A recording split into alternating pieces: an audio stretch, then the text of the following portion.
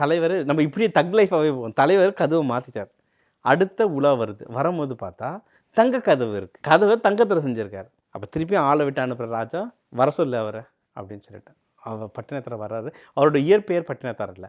அவர் இயற்பெயரை வச்சு கூப்பிடக்கூடாதுன்றதுக்காக பட்டணத்தில் இருந்தவரை பட்டினத்தார்னு கூப்பிட்ருக்கோம். நம்மளும் அதே மரியாதையில் பட்டினத்தார்னே கூப்பிடுறோம். அப்போ வராரு பட்டினத்தார்.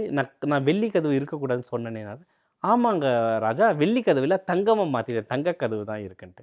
ராஜாவுக்கு கோபம். கதவு மட்டும் இல்லை, கதவுக்கு வெளியே பந்தல் போட்டிருப்பாங்கள்ல, வந்தாங்கன்னா வெளியே. ஏன்னா அவர் வியாபாரி.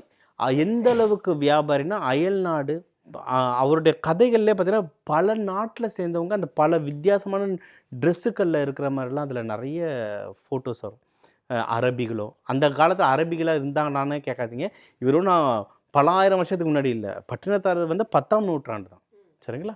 அப்போ அந்த டைமில் அரபிகள் இருந்தாங்க. பல சைனீஸ், பல உருவங்கள் இருக்கிற அந்த வர்ணங்கள்லாம் இருக்கும். அந்த புக்குங்கள்லையும் எழுதியிருக்கும். பல நாட்டுகள்லேருந்து வந்திருக்காங்க. அப்போ அவங்களாம் வந்தாங்கன்னா வெயிட் பண்ணுறது தான் பந்தல் போட்டிருப்பாங்கள்ல, அந்த பந்தல் முத்தாலேயே பந்தல் போட்டிருப்பாராம். தமிழர்களின் நம்பர் 1 சாய்ஸ் தமிழ் மேட்ரிமோனி.